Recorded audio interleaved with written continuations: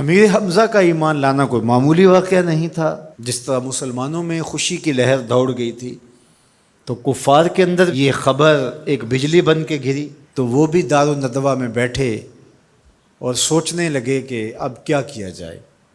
آج ایک حمزہ بن عبد المطلب گئے ہیں، کل کوئی اور چلا جائے گا تو یہ تو طاقتور ہو جائیں گے۔ عمر بن خطاب مجلس میں موجود تھے، کہا تم قصہ چھوڑو، یہ کام میرے ذمہ رہا، میں بانی اسلام کی زندگی کا چراغ ہی بجھا دیتا ہوں۔ روز روز کا قصہ ہی تمام ہوتا ہے، تلوار حمائل کی اور ارادہ قتل سے گھر سے نکلتے ہیں، تقدیر ہنس کے کچھ اور ہی بول رہی ہے۔ سودا لینے کے لیے بازار گئے، سودا لینے کے لیے بازار گئے، ہاتھ اس کے بکے جس کے خریدار گئے۔ تلوار حمائل کی ہے، بانی اسلام کی زندگی کا چراغ بجھانے کی آرزو ہے، گھر سے نکلتے 22 سال کی عمر ہے، جوانی ہے، بانکپن ہے، چہرے پہ جلال ہے، خطاب کا جری جواں بیٹا ہے۔ راستے میں ایک صاحب ملے، دیکھا اور کہا کہ کیا تیور ہیں اور ارادے کدھر کے ہیں؟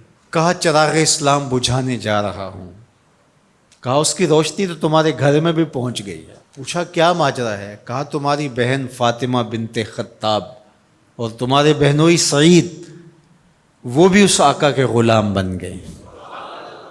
بس غصے میں بہن کے گھر پہنچتے ہیں اور دروازے کو دستک دیتے ہیں۔ اندر قاری قرآن ان کو قرآن سکھا رہا ہے۔ اہل خانہ سمجھے عمر آئے ہیں اور تیور بھی اچھے نہیں ہیں، قاری کو کہیں گوشے میں چھپا دیا اور دروازہ کھولا۔ دروازہ کھولنے کی دیر تھی کہ بہن پہ ٹوٹ پڑے، مار دھاڑ شروع کر دی۔ تم سابی ہو گئی ہو، تم نے آباء و اجداد کا دین چھوڑ دیا ہے۔ مار مار کے ان کو لہو لہان کر دیتے ہیں۔ تو بہن بولتی ہے عمر سنو، تم خطاب کے بیٹے ہو نا، میں بھی خطاب کی بیٹی ہوں، میں بھی اپنے موقف سے ہٹنے والی نہیں ہوں۔ حیرت زدہ ہو جاتے ہیں کہ اس عورت کے اندر یہ بجلیاں کیسے آ گئیں؟ تو سوچنے لگے اور کہا اچھا جو تم پڑھ رہے تھے مجھے بھی سناؤ۔ کہا تمہیں پہلے غسل کرنا ہوگا۔ عمر بدن دھو رہے ہیں، میرا رب دل دھو رہا ہے۔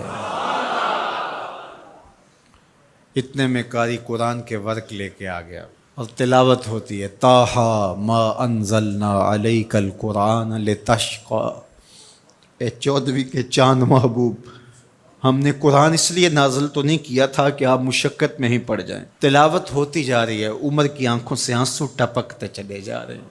کہا عمر کی عمر برباد ہو گئی، چلو مجھے حضور کی چوکھٹ پہ لے چلو۔ اللہ اکبر۔ دار ارقم میں حضور تشریف فرما تھے،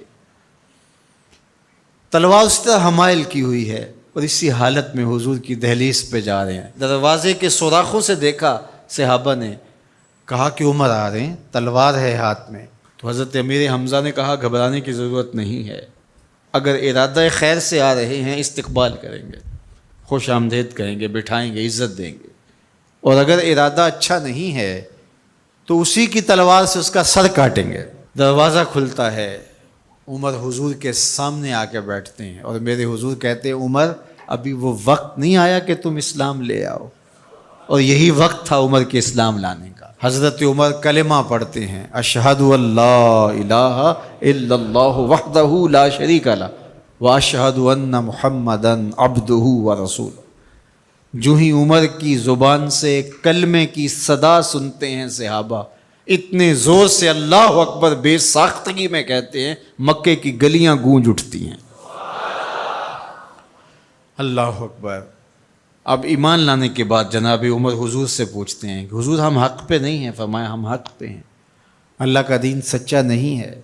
کہا اللہ کا دین سچا ہے۔ کہا کہ آپ اللہ کے سچے رسول ہیں؟ فرمایا ہاں میں اللہ کا سچا رسول ہوں۔ تو کہا پھر ہم چھپ کے نمازیں کیوں پڑھیں؟ ہمیں صحن حرم میں جانا ہوگا۔ مسلمانوں کی 2 صفیں بنتی ہیں، 20 افراد کی، ایک صف کی قیادت حضرت عمر کرتے ہیں، ایک صف کے آگے حضرت امیر حمزہ چلتے ہیں، درمیان میں میرے حضور ہیں، اور صحن حرم میں پہنچ کے رب کی نماز ادا کی جاتی ہے۔ حضرت عبداللہ ابن مسعود رضی اللہ تعالیٰ عنہ فرماتے ہیں عمر کا اسلام لانا مسلمانوں کے لیے عزت کا سبب بنا، وقار کی علامت بن گیا۔